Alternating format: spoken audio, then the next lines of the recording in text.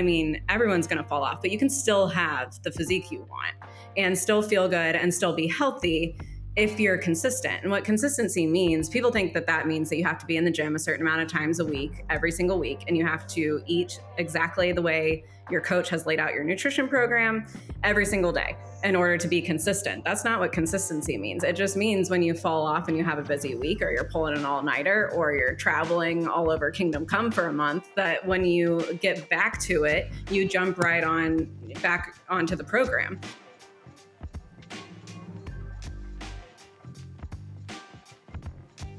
As a graphic designer who spends way too much time in front of a screen, I'm always worried about my health and my nutrition and my sleep. But most of the time, the pressures of the job get to me, and I struggle to maintain a good routine. Well, that all changed with the help of today's guest, Christiana Purves. Now, she's from the brand and agency and creative world, but she's turned her love of fitness into a career as an FMG wellness pro and a personal trainer. She talks about the obstacles she's overcome as a type 1 diabetic and shares a ton of practical advice about how she helps people like me and you hit their fitness goals. So stay tuned. I'm Brian Athey, and this is The Creative Brief. Christiana Purves, welcome to The Creative Brief. I'm so excited to see you. How has everything been? Thank you. I'm excited to be on your podcast. We all come full circle, I guess. Yeah. I first kind of met you through a podcast. In fact, like one of the first times I ever met you, y'all threw me into, now I can't even remember the name. What happened? What was the name of the podcast? I forgot about that. Under Fire. That's right. So yeah, I knew you through the podcast, and I thought y'all did a great job. I joined Push, and I was in like my very first meeting at the company, and we were all sitting at the conference table, and we were going to do the podcast, but there had been no prep work. Nobody had told me anything about what was going on. And y'all were like, oh, we still are supposed to record that podcast over lunch. What are we going to talk about? And like y'all started walking, and I was following you, and you kind of like ping pong some ideas off of each other. And then we like walked into the studio, sat down, they put the mics in front of us, and we started talking. It's nuts. Like, you're a pro at this. I totally forgot about that. I think at that point we had been doing the podcast for over a year. At Push, you were the president of Lauren's group. You also did a ton of our press and contact stuff, but you also started to dabble in brand a lot. And I think that that's where you started to get a little bit of the itch to go solo. But it was also this other thing that takes up a lot of your time, which I really want to talk about. You are, what is the actual title? You have an actual title. You're not just like a fitness person. You actually, you're qualified in a lot of different ways. Explain that if you don't mind. Well, as of October, I am an FMG pro athlete. I get to compete against the pros, which is a totally other level. So I'm working towards that right now, trying to figure out when I'm going to do my pro debut. Got a lot of work when it comes to muscle building and doing all that fun stuff before I even start to cut to see where we're going to land on the pro stage. I was like, I know I don't want to stay in politics forever. Like, you really can't. You can have one foot in, but you can't do like strict campaign work forever. And then my wheels started turning, and I was like, okay, well, what I do as a campaign manager on a race or a consultant or whatever is in managing a budget like that is basically, it's essentially a startup company. You're essentially a CEO of a startup every 2 years. In a lot of ways. Yeah. Yep. The hiring, the firing, the managing the budget, the strategy, the, getting stakeholders, AKA clients on board and all that kind of stuff. Yeah, I started getting the itch then, but I did go to the RNC for 2 cycles. And then it was actually COVID. I started coming down to Charleston because all of DC was shut down. And then when I had gone to the RNC, I actually got back into weightlifting. So I had been in high school and— Which is not typical either. Like, my time at the RNC, like everybody's last priority was their fitness, outside of like, shout out to Michael Beach, because Michael Beach was in the gym like 5 days a week, but everybody else was at happy hour 5 days a week. And like, nobody was getting sleep, and everybody was like smoking cigarettes and drinking all the time, and like always caffeinated. Like, one of the craziest things is to watch like somebody on a campaign. You sort of judge them by their nicotine and coffee consumption. It's like they are constantly just like putting stimulants in their body to try and keep up with the pace. And so I mean, I look back on pictures of myself, even as like a much younger guy, or even when we were there, like very briefly, and like the life just gets sucked out of you. You get all sallowed and you look tired. And Yeah. instead, you become like a professional uh, competitor. Is that the right way to describe it? Like you Yeah. get into fitness competitions. Yep, a professional. It's considered bodybuilding. So yeah, physique Yeah. competitions, that kind of thing. There's different levels to it. But yeah, I mean, I What was kind the of motivation? Like why did you do that instead of go to the bar every night? well, I still did that for a minute. Yeah. Still can do that. Honestly, the kicker for me was because I'm a type 1 diabetic, I kind of saw that decline expedited if I were Yeah. to stick with that life. And I knew I had to do Yeah. something to change it. And so I started running. And so then I started doing half marathons and like all that kind of stuff. I will say, while I Okay. was in DC, that was very good for me because it wasn't like I needed more than a good workout. It was almost like running myself to death so that I could get all the energy out. Like that was the point I of got you. running I, when I was I know living what in you mean. DC. But I didn't get into really going after heavyweight and going for strength until I started actually working with a coach in DC who had more of a CrossFit background. So he got me really strong. And that was during COVID. So that was kind of the turning point for everything was COVID.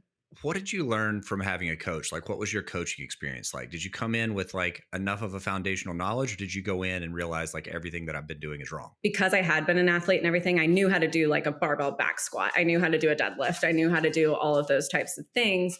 What I didn't realize and what I thought I actually knew more about than I did was the nutrition piece of it and understanding that I was severely under eating for the amount of exercise I was doing.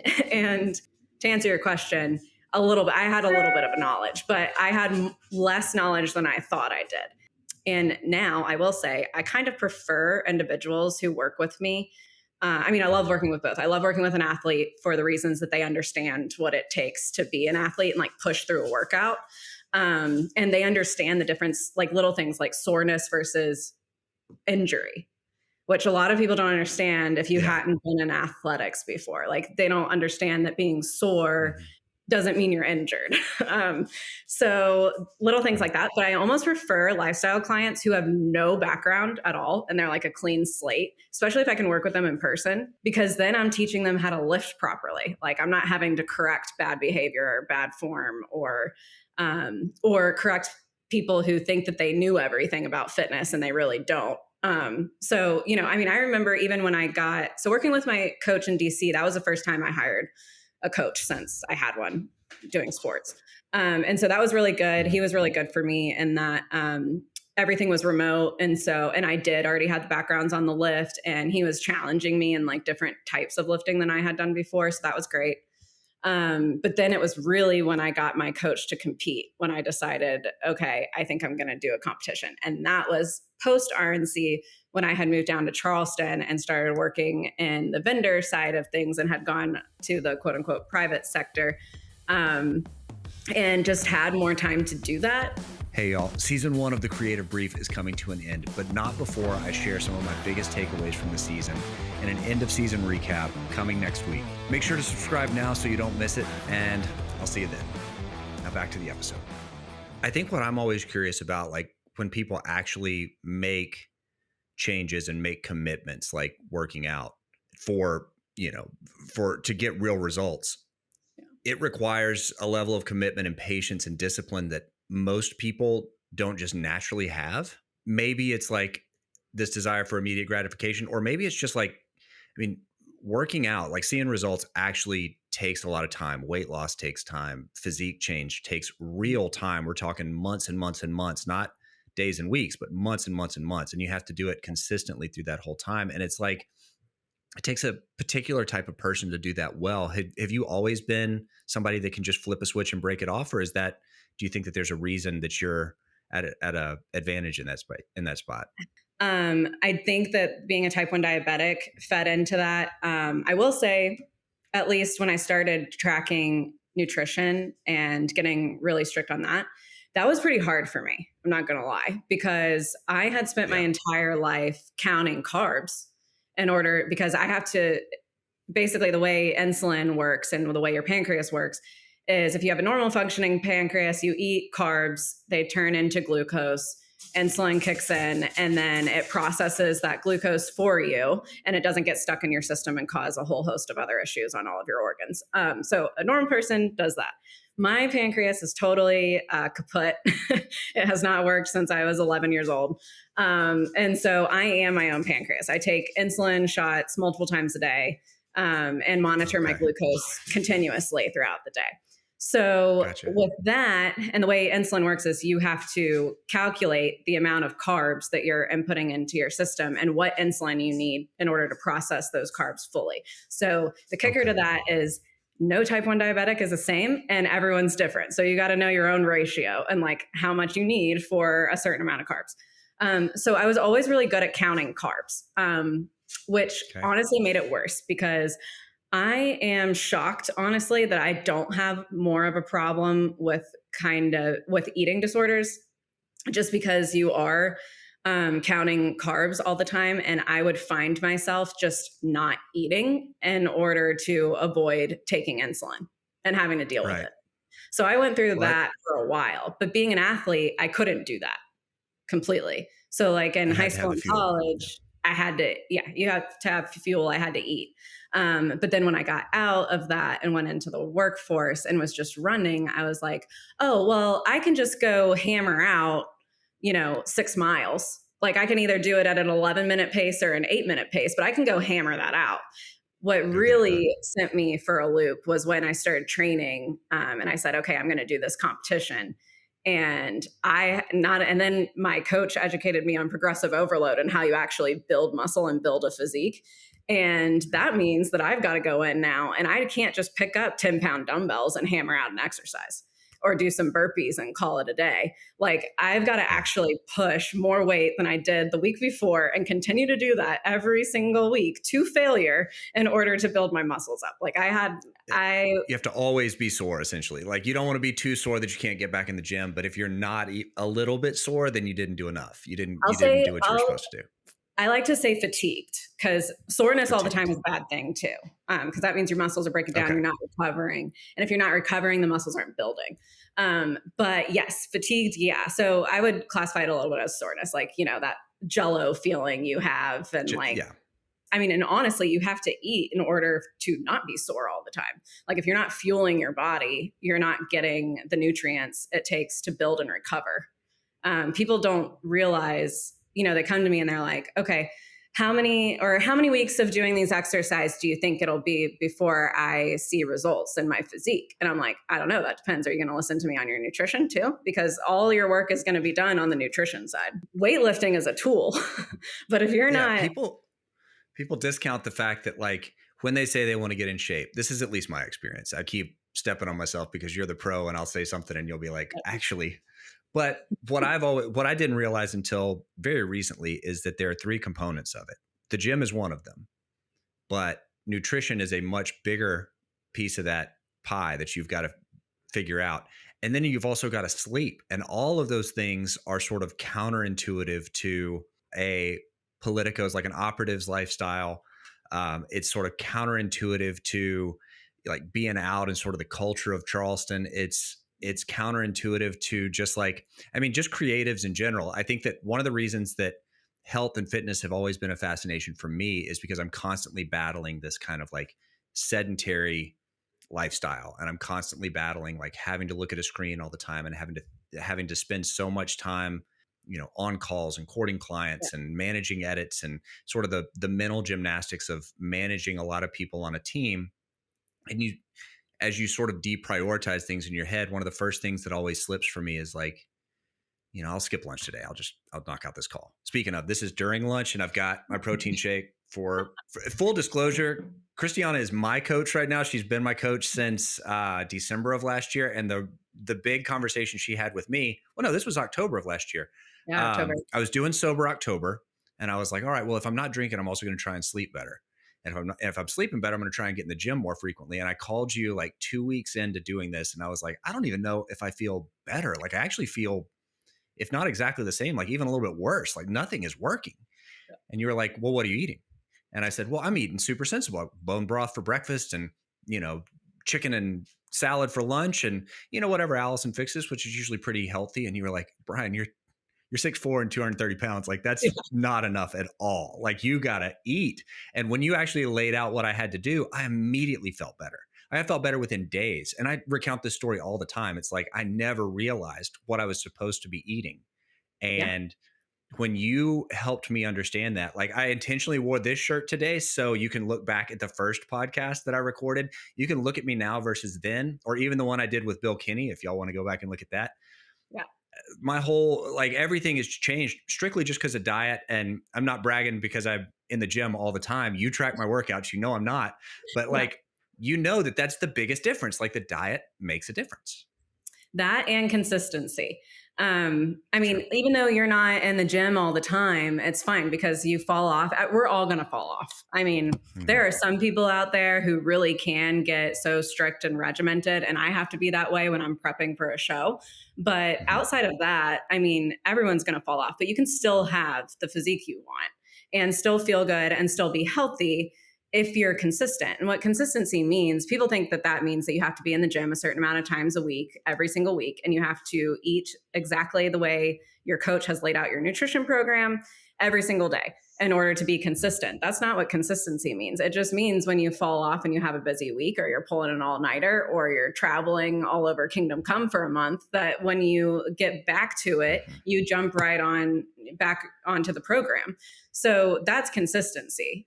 Where people go wrong is they feel guilty for like missing a day or missing a day of eating or whatever, and then they just throw in the towel. They're like, well, this isn't working. I clearly can't keep up with this. Yeah, it really is about consistency. And more people are under eating than they are overeating, I found. And I used to actually have the opposite mindset. I was like, oh, everyone's just overeating and they don't have any control over their, eating habits and that kind of stuff. Usually not the case. Usually they're starving themselves and they're messing up their metabolic health in doing so. And I was actually talking to someone about it today. You don't realize the amount of hormones you have in your body and the endocrine system that actually controls a lot. It controls stress. It controls your gut. It controls the way you build muscle. It controls your ability to gain weight or drop weight. And people don't really realize how much of a factor that is. And when people think of hormones, they think, oh, testosterone, estrogen, and progesterone. That's all they really think when it's so much more than that. It's insulin, like a lot of problems with weight gain and not being able to have the weight loss that you want can be insulin sensitivity and insulin resistance. And folks don't know how to break that cycle and how to kind of fast track their metabolism into overdrive, which is what we want in order to burn fat. So people eat less and starve themselves and think that that's going to work. No, then your body's holding on to these fat stores and they're just grasping at every ounce of fat they can get because they don't have the energy to kick into overdrive to then. Yeah. So, I mean, I even went into that where I was like, the first competition I did, I told my coach, I was like, look, first thing she fixed was my protein intake, which I'm pretty sure was the first thing we fixed with you. Yeah, 100%.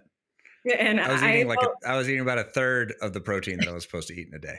I felt so bad putting that program together because I was like, I don't know how a human being eats this much protein, but well, no, you made it so easy. Like I think that, well, one of the things is that I don't get obsessed with it, but I start off very strong. I always do. Like consistency is my issue. And I think the accountability of having somebody like you that I can, that has programs in an app for me that I can chat with about progress and issues, like that's super beneficial because I get sort of the social pressure of staying accountable.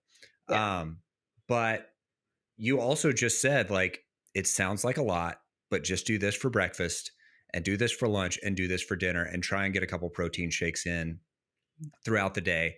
And like, besides going through a whole lot of BPM protein powder, I am like, it's pretty manageable. Like I can do bacon and eggs every morning. It's delicious. I can do burger or steak or chicken and rice for lunches. I did that.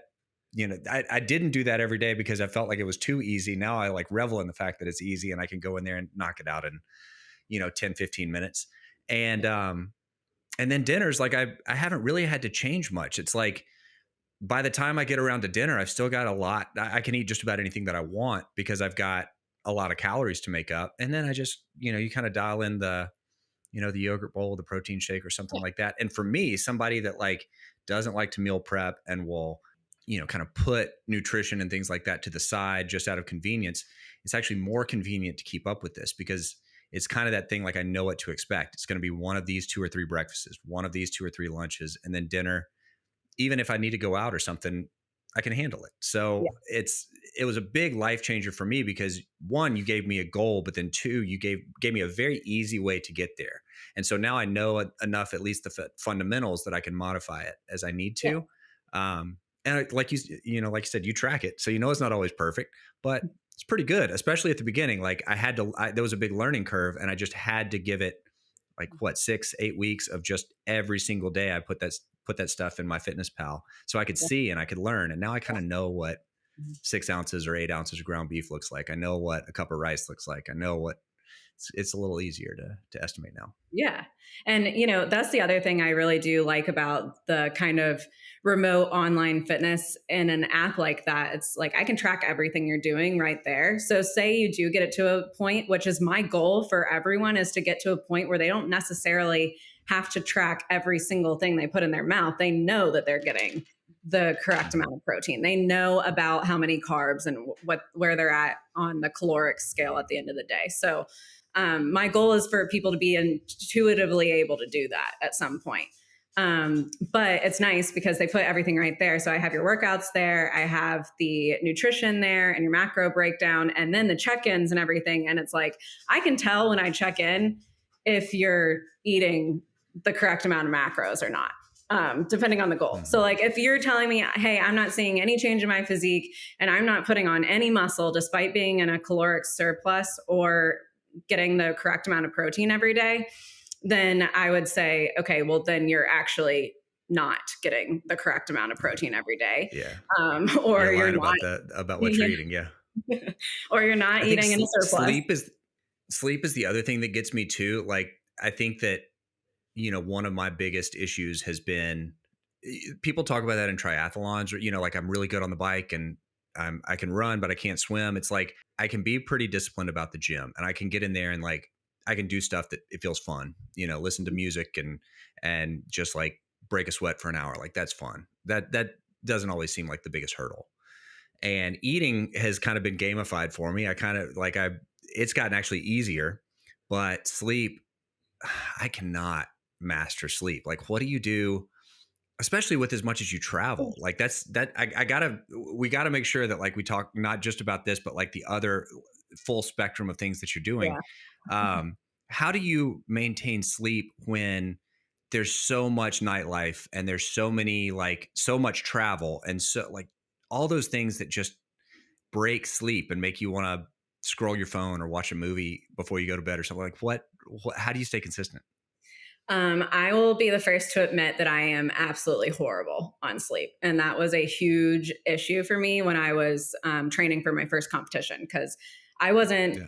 recovering properly. Mm-hmm. Whereas other people who sleep kind of comes a little bit more naturally to them, they've got more of a routine, they could see a lot more progress and muscle development and hypertrophy because they were actually recovering.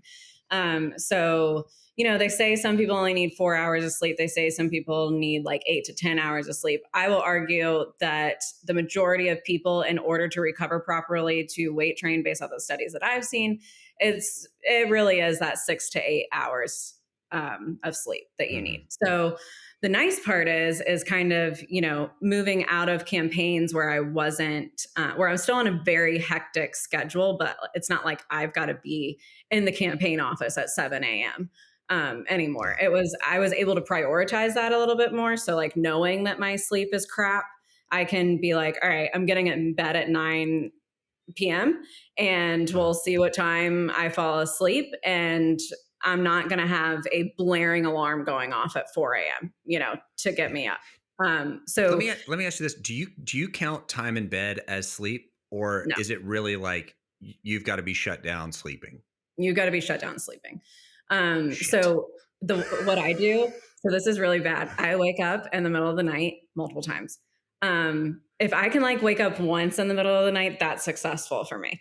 If I don't wake up in the middle of the night at all and sleep all the way through, like people think I'm dead because that is just not how I generally operate. You got to be So, really tired to do that. Yeah. yeah. So I'll wake up in the middle of the night and then I will, if my mind's racing and I can't go back to sleep immediately, I'll kind of factor, okay, how long have I been awake? I've been sitting here for an hour, can't go back to sleep. That's one more hour I'm adding to my alarm clock in the morning. So I'm like, all right, instead of getting up at 5 a.m., it's going to be 6 a.m. now. And so then if I wake up again, I adjust my alarm clock again. I'm like, all right, now it's not 6 a.m., it's 7 a.m. So I started taking that pretty seriously. Obviously, there's circumstances and jobs and that kind of stuff where you can't always do that. But I just try to think ahead and game plan on that account when I'm planning my sleep. The other thing is I started using Do Not Disturb, which has been a game changer for me. I don't think I had an idea of how distracted I was with my phone. Like I always thought, well, first of all, my other problem is that my CGM, my continuous glucose monitor, is an app on my phone. And I have to sleep with it next to me because it's the thing that alerts me if I'm going low in the middle of the night. Oh, okay.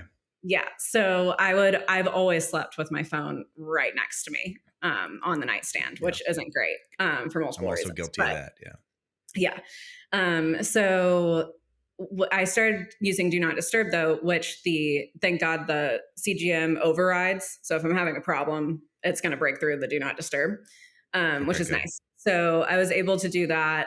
And I have that thing kick on at 9 p.m. now. Even if I'm not in bed until 11 p.m., the change has been drastic of how.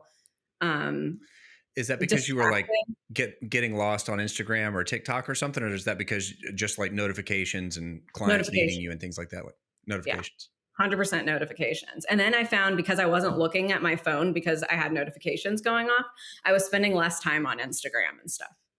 So it's almost like I would go, and that's how like just second nature. I guess you can call it addiction, but it's more of a habit. It's how habit forming those apps are because like you're picking up your phone to respond to an email or a message. And then next thing you know, you've been on Instagram for an hour. Like, how does that 100%. work? You're like, I just picked up my phone to answer a text message. And now I don't even think I answered that text message. I think I've been on Instagram for the past hour. Right. And didn't get done what the purpose for the phone was to begin with. One of the most toxic things that I will notice too is that so Slack is my nemesis, and I've done really good this year about limiting the times that I will get on Slack, because Slack is not only like a notification center now at Push with 80 people in it, but the notifications are almost always either like a fun, jokey, not super important to talk, like to hear right now, or it's a straight up emergency. Like something's gone wrong. Like we're running out of time. Did you get to this? We forgot to tell you this. We need this right now.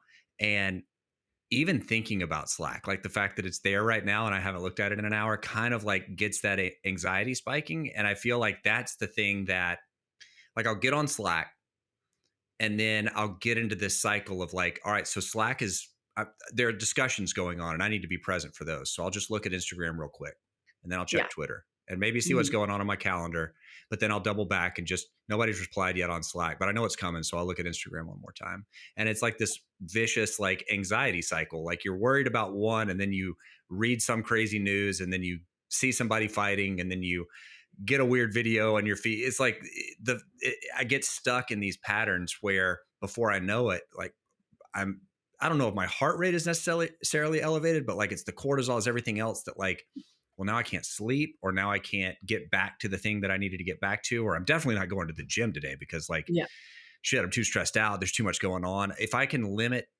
my phone notifications a bit, it gives me a feeling of control over my life that I think is always there. I think that a lot of the urgency is kind of manufactured and you just forget it because your phone's always chirping at you. And if you've noticed, see if you've noticed this, if you leave your phone alone, Instagram has a whole different set of notifications it'll send you. Instead of like your somebody's liking your post or commenting on your post, it's like, haven't seen you in a while, but this person that you really like just posted something. Don't you want to come check it out? Or, oh, you missed something. Come check this. Instagram will start like really trying to play to your FOMO and stuff. It's weird. Well, listen to this. So I've been frequently doing app detoxes on my phone. So I'm like, if I am not using this app or it's not serving me right now, I'm deleting it. Like, so I've Oh, done good for you. a purge of apps on my phone. I recently deleted Facebook because I was like, whatever I post Oh, on good for you. Instagram goes straight to my Facebook. I'm only getting distracted sitting here scrolling Facebook, looking at things I care nothing about. Majority of my friends are going to post their pictures and stuff to Instagram. I'll just like those. So I got rid of the Facebook app.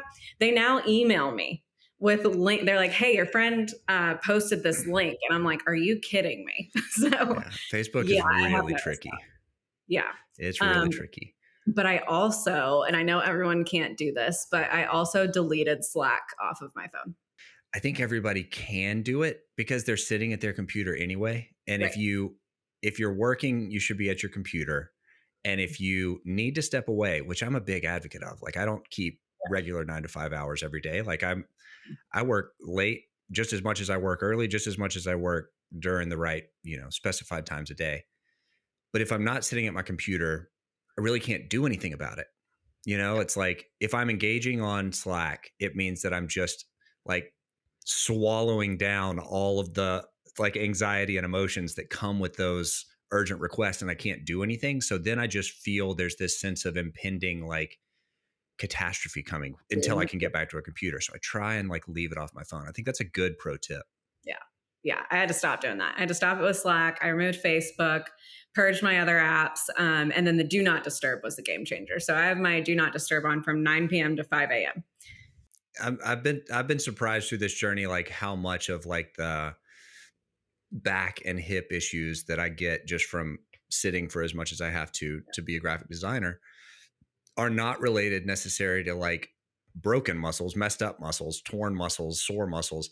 They're related to weak muscles. Like I'm amazed at, this lingering back issue that I've had forever. Well, doing more stuff that is focused on range of motion and mobility and strengthening hip flexors and glutes and all that, like it makes such a difference. It's like, oh, well, it's not just that you're not using it, it's that you've lost it. You gotta strengthen it up. 100%.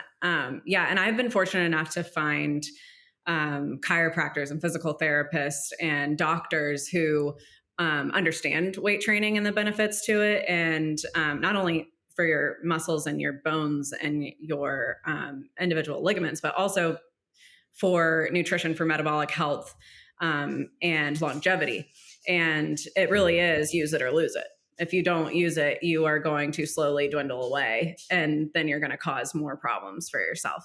But they were the first team of healthcare professionals and individuals that I kind of saw that didn't tell me to stop lifting. They were like, no, keep lifting. I mean, they're obviously monitoring it. They know their trade. They know the science behind everything. So they're able to know if I'm actually hurting myself or if, it's something I can push through safely.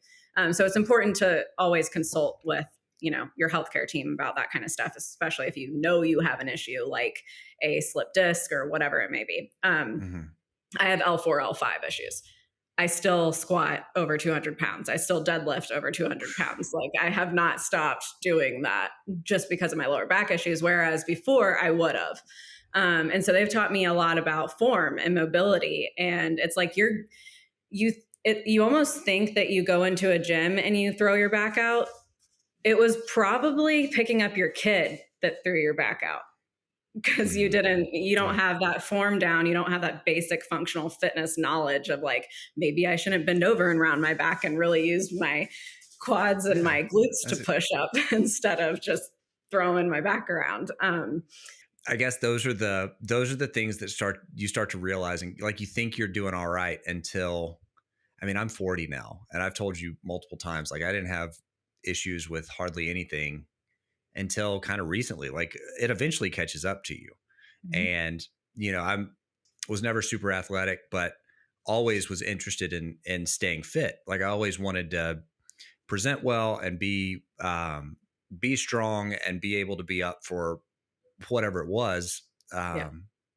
I never wanted to sit on the sidelines for anything. And especially when I had kids, I wanted to be fit for them more for the sake of longevity. So Yeah. I've always had kind of my reasons for not letting it just go out of control and be completely neglected. But I'm amazed at the difference, not just in physical changes, but confidence and ability Yeah. to carry yourself it just, you feel so much different that that's kind of the part that I'm getting addicted to. Right. I think more of that information sharing and coaches now being individual coaches who get it and aren't trying to scam people. Now, don't get me wrong. There's still the Instagram influencers out there that have no business talking on any of this, and 100% are what I would consider more of a scam based system. But Yeah. I think the information sharing and the fitness world and being able to relate towards people a little bit more, and people finally realizing that the exercises, these like cookie cutter exercises they were being given by a program or like tapes they bought on TV to like do at home and all this stuff, isn't actually what that coach is doing to look like that. Like, I think people are starting to understand that these quick little fixes is not, Yeah. it's not realistic, and it doesn't have to be so strict and and boring and tedious as, these other programs were kind of making it seem. And just this little piece of your life. You said earlier that it really is a lifestyle thing. What I always thought was like, I have to incorporate this into my lifestyle. What you have taught me over the course of time is that it's your current lifestyle is kind of broken if this is not part of it. And when you incorporate parts of it, it's going to put a strain on that broken lifestyle. It's actually going to be difficult to stay consistent until you realize that like you're going to have to make some trades. Yeah. And if you really want longevity and you really want to feel good and you really want physical results, like you might have to rethink the way you sleep, or you might have to rethink the way you interact with your phone. And who's going to argue with you on that when they really think about it? Like, no, I really want to spend 5 hours a day on my phone. Or no, I really want to eat like shit and feel bad all the time. Or I really want to go drink it every day. It's like when you really think about it, it's like it's an easy trade, but it's a hard realization to come to. It's like, oh, I didn't realize that I can actually I can optimize these things that I just have fallen into either passively or habitually. Yeah. And you can see the dramatic changes that you see are not they're not just the things that you can perceive, but it's these intangibles, these feelings, this confidence, this consistency that starts to affect all aspects of your life. That's lifestyle to me, and I think that that's what you've taught me through the app. And you're doing the app, you're doing the show, you are developing personal brand, you've blown up on Instagram, which is insane. But then also still dabbling with the brand, like you do enough, but like you still have brand clients and public affairs clients and political clients that you Yeah. juggle as well. And you give an incredible amount of professionalism and priority to. Are you expanding that side of what you do as well? Like talk to me about that. To back up a little bit with my page, I actually launched that because I knew I was going to be competing, and a big part of competing is having a personal brand and establishing yourself in the fitness industry and everything. So I had started my Instagram account just to document my road to the stage and my training and all that kind of stuff. It was the only reason I started it. And it was the first place I actually spoke publicly about being a type 1 diabetic. Like, I used to hide it from bosses, boyfriends, everything. Like, I did not tell a soul about being a type 1 diabetic. I would run and hide in the bathroom to take insulin injections, whereas now I don't care. It's keeping me alive, so I'm going to take it wherever I need to take it. But I had like gone above and beyond and kind of, sacrificed my health to a certain extent, trying to keep that under wraps and everything. And so I was like, you know what? Screw it. I'm going to talk about it. And I started I obviously had my personal Instagram page, which was full of all my friends, family, and political colleagues. So I was like, you know what? I'm not going to spam them with this. Whoever wants to follow me, they can find my other account and they can follow me there. So I started a whole new one. put my personal account on private. And I, after a while, started to get this niche of type 1 diabetics following me. I had also not really been exposed to that. I'm lucky enough to have like a dad who's a type 1 and my brother is too. So I was able to like have that family component to it. But honestly, I had never really met a type 1 out in the wild, so to speak, until I started my account and was like able to start talking to people. So then I realized I had to be like more consistent with it. And then as I started competing, I was doing photo shoots and getting some magazine write-ups and a little bit of brand deals and that kind of stuff. So I learned a lot about branding, which has actually been able to help me and my clients in the digital realm, because it's like, I got my chops around the messaging and the organic side of things and like being a spokesperson for the people I worked for. And then I was able to understand the digital advertising placement and programmatic buying side of things. But I had never worked for like a big corporation like Coca-Cola or Google or whoever, where everything they did was around brand and having those collaborations and learning how algorithms work and all of that kind of stuff. So this really helped me out a lot, and helped me guide my clients, and gives me a little bit of street cred, I guess, because they're like, That's oh, right. well, you build to your organic following. I think the biggest thing is people don't understand that you can't just flip a switch and go to 1 million followers. There's only so many hours in the day. I don't know if I ever even realized it until I tried to become a bit of a content creator myself. It's a full-time job. It really is a full-time job. When you said that, it was just speaking to my soul. Oh yeah, 100%. And people don't realize like how much A, time goes into content, B, how much content costs. They think that they can just throw anything up on an account and it gets traction. And that's not the case. Those viral videos, quote unquote, even though they might look simple, there's probably thousands of dollars going into that, and the content creators behind it, and the pieces of equipment they use, and the time it takes, and the hourly rate on the content creators and all that kind of stuff. One of the most interesting case studies that I just saw, did you see this new thing that Beyonce is doing with I think it's like a fashion, not a fashion, like a makeup or like a beauty line. Have you seen this? I haven't seen hers, no, but I know that Rihanna and some others have done it.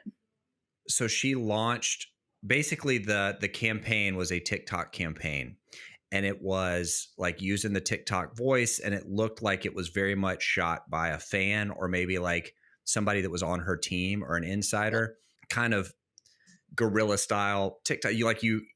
Everybody just assumed that it was an actual insider, and that person posted 4 or 5 different teaser things about this line, and it did not seem like it was an ad. It did not seem like it was part of a brand until the launch video dropped and the account switched over to her actual beauty line account. Yeah, So I think that's that, cool.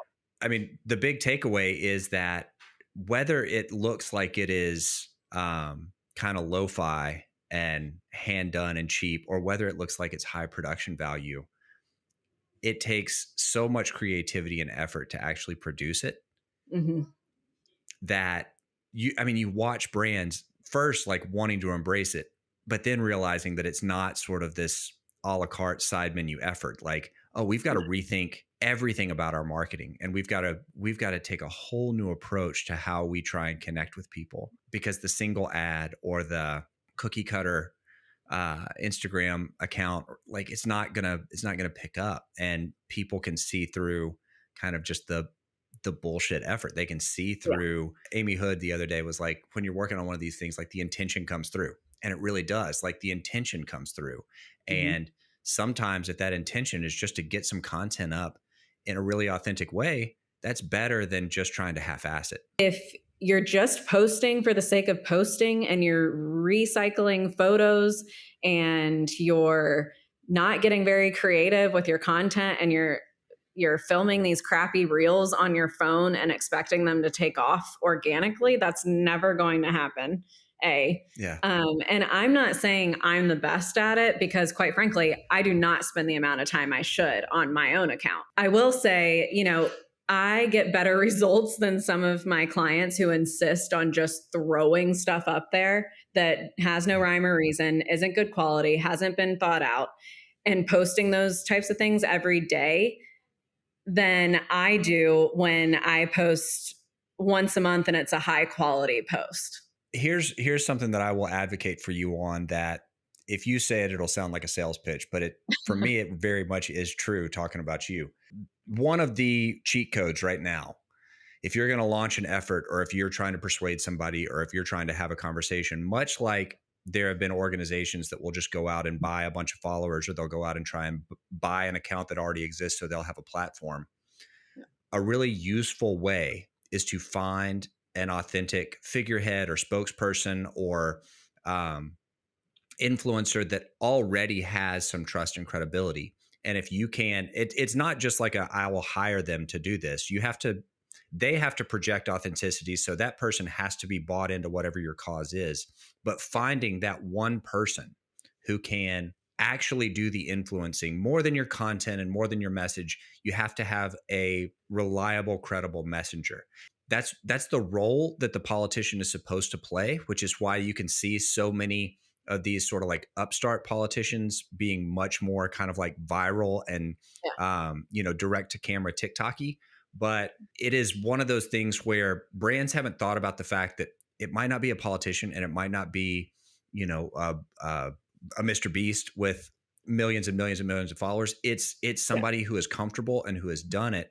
And that's you. Like, I think that like the brands that have got you consulting and advising and working the content are eventually going to see like, she actually needs to be the one talking for us, because she has this figured out better than we can figure it out. So I will say that for you, if you have not reached out to Christiana Purves yet, you need to, because that's what she can do for you. She can take what she's done online and apply it to your brand. But if you really pay her enough, she can take you across the finish line. Besides just the advice, she could actually get on the camera and be the spokesperson.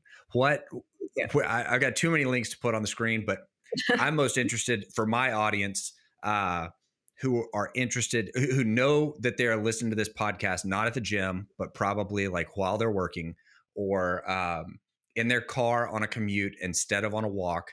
Like, you got to get out from behind the screen. And the best way to do it is with a coach. How can they find you for coaching? I cannot be a bigger evangelist for this. Like, you got to do it. And Christiana is the person you got to talk to. How do we find you? Thank you. You can actually just go to my Instagram account, christiana.fitness. You can shoot me a DM, or I do have links there for forms to fill out for coaching and other ways to reach out to me. So if you go to my link tree in my bio, you can find everything there, or just send me a message. And you will get to talk to her for some personal advice. You can goal set. I mean, I literally just said, like, I want to look like I got cast in a superhero movie. Like, how do I do that? And she was like, fucking work. Like, all right, get ready. But then she doesn't just like tell you to go to the gym. She talks to you about your food, and she talks to you about your workouts, and she programs things for your goals, and she checks in. And that accountability and that momentum that you get, life-changing. And I've got to give you all the thanks to that. You've changed my life in the last couple of months. Very ready and willing to do it, but you've put me over the edge and actually have allowed me to see some results. I'm so grateful for that, and I'm thankful that you came on in the middle of your busy day. My thanks to Christiana Purves for hanging out and sharing so much practical advice. If you're looking for the right time to commit to getting into the shape that you deserve to be in, well, here it is. Reach out to Christiana and let her set you up with a plan to help you hit your goals and stay consistent. I'll leave the link in the show notes. Next week, as the season 1 finale, I'll share how this podcast started, where I hope it will go, and some of my favorite moments so far. So be sure to subscribe so you don't miss it. As always, thanks so much for listening. I'm Brian Athey, and I'll see you next time.